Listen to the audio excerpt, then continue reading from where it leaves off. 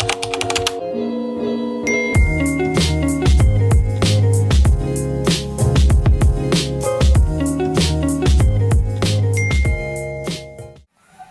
semuanya, selamat datang di channel YouTube Fisika Fantastik. Bertemu lagi dengan saya, Catur Agung Widyastuti. Nah, kali ini kita akan belajar tentang materi induksi elektromagnetik.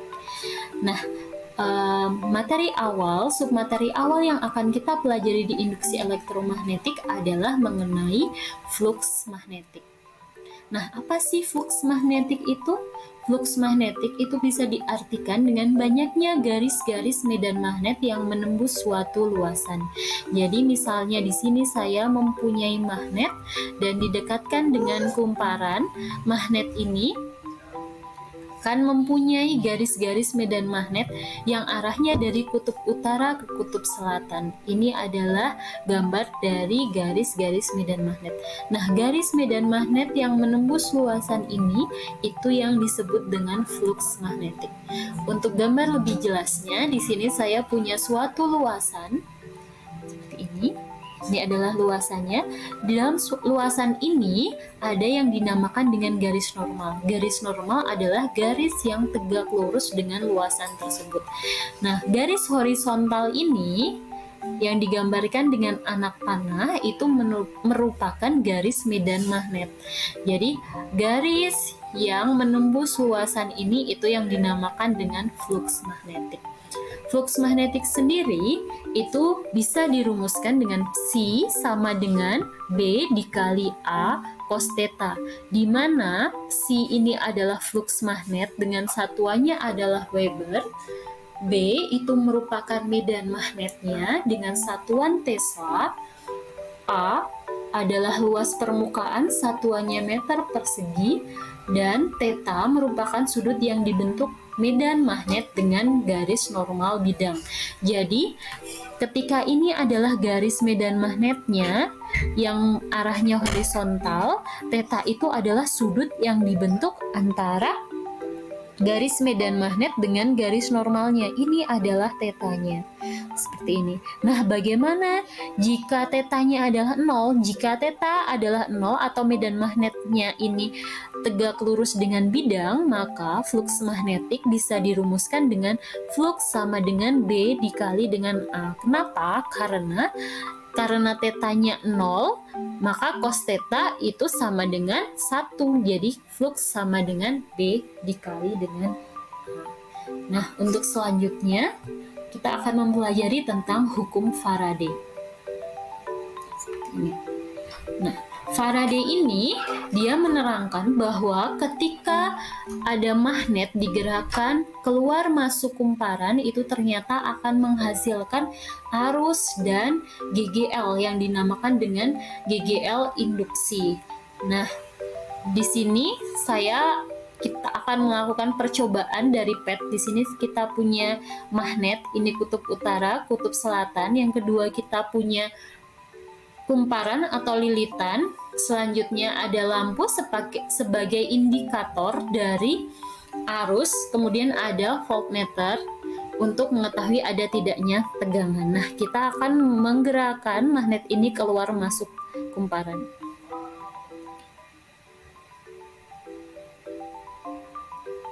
Nah, bisa kita lihat ketika kita menggerakkan magnet keluar masuk kumparan, ternyata lampunya menyala. Ini adalah sebagai indikasi bahwa ada arus yang mengalir dari gerakan magnet tersebut.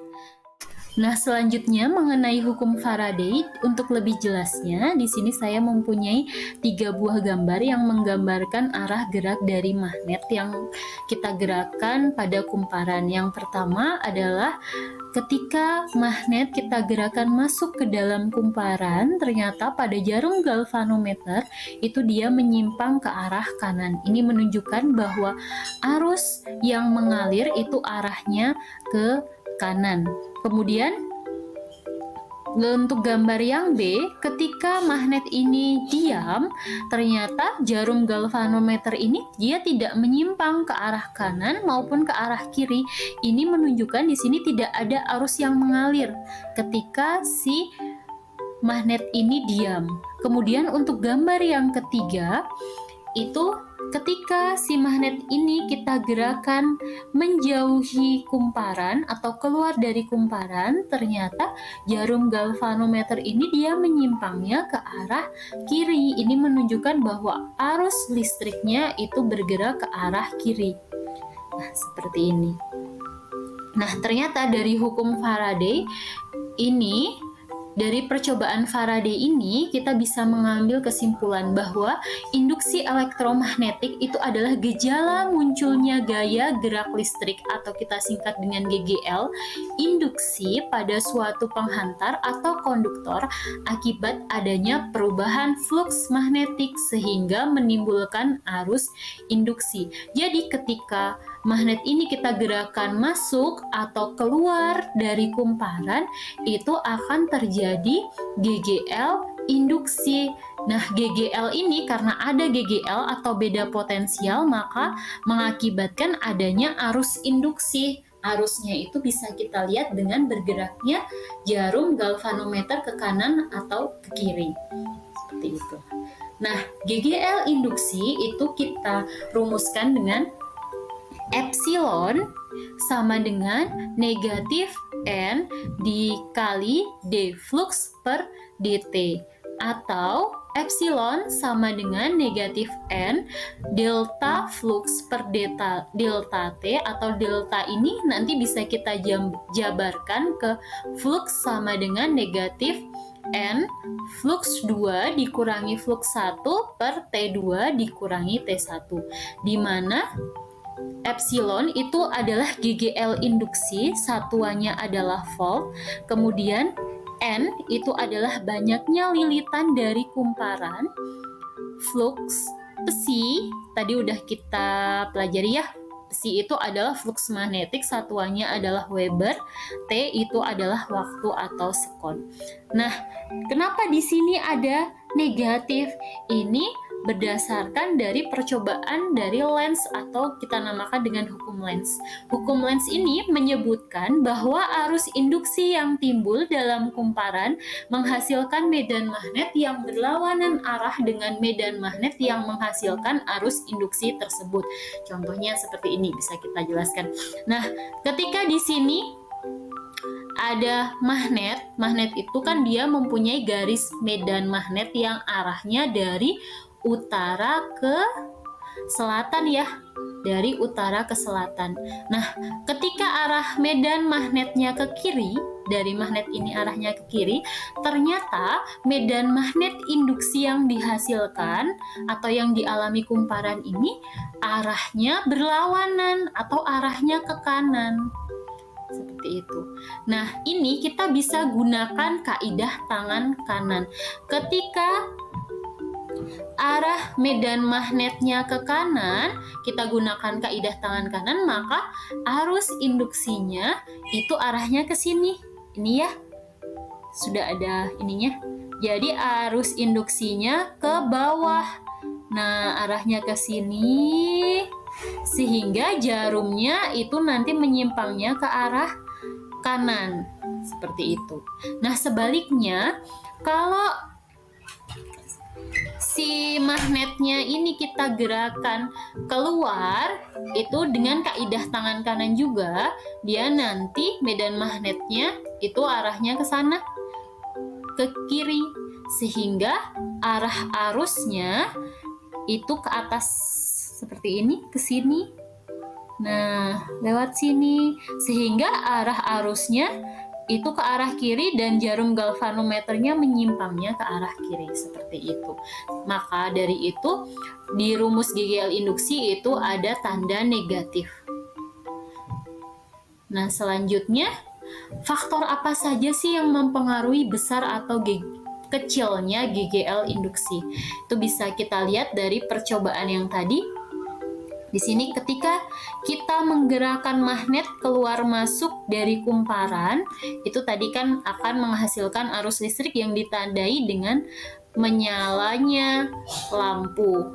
Kemudian dengan menyimpangnya si voltmeter ya, ke kanan atau ke kiri. Nah, kalau keluar juga dia akan menyimpang ya. Ternyata semakin cepat kita menggerakkan magnet, lampu itu akan menyala juga semakin terang atau simpangannya juga akan semakin besar, menunjukkan arus yang mengalir juga semakin besar. Seperti itu. Nah, sekarang kalau kita coba dengan dua jenis kumparan yang berbeda. Yang pertama ada kumparan dengan lilitan sedikit dan lilitan yang lebih banyak. Kita coba dulu dengan kumparan yang memiliki dua lilitan. Ketika kita coba keluar masuk, lampunya menyala ya. Ternyata kalau kita menggunakan kumparan dengan lilitan yang lebih banyak, lampunya menyalanya lebih terang. Itu menunjukkan bahwa semakin banyak lilitan ternyata akan menghasilkan arus listrik yang semakin banyak pula. Nah, ini adalah penjelasan mengenai materi induksi elektromagnetik. Saya mempunyai alat percobaan sederhana tentang induksi elektromagnetik. Yang pertama, dari alat-alat ini di sini ada lampu. Ini sebagai indikator nanti ada tidaknya arus yang mengalir dan seberapa besar arus yang mengalir. Yang kedua, ada dinamo. Di dalam dinamo ini ada kumparan dan magnet yang nanti akan berputar sehingga mengubah flux magnetik. Nah, yang ketiga di sini adalah alat untuk memutarnya. Nah, sekarang kita lakukan percobaan. Jadi nanti akan diputar si pemutarnya ini untuk membuktikan ada tidaknya arus dan seberapa arus yang dihasilkan. Sekarang saya akan memutar dengan pelan. Nah, setelah diputar secara pelan seperti itu, sekarang saya akan memutarnya dengan lebih cepat. Nah ya, ternyata ketika kita memutarnya pelan dan cepat itu ada perbedaan. Jadi ketika kita memutar pelan ternyata lampunya itu nanti akan menyala lebih redup, sedangkan kalau kita memutarnya dengan cepat itu ternyata lampu akan menyala lebih terang. Ini menunjukkan bahwa arus listrik yang dihasilkan itu juga akan semakin besar ketika perubahan garis medan magnetnya juga besar. Nah, terima kasih sudah menyaksikan video ini sampai selesai. Jangan lupa subscribe channel ini. Terima kasih.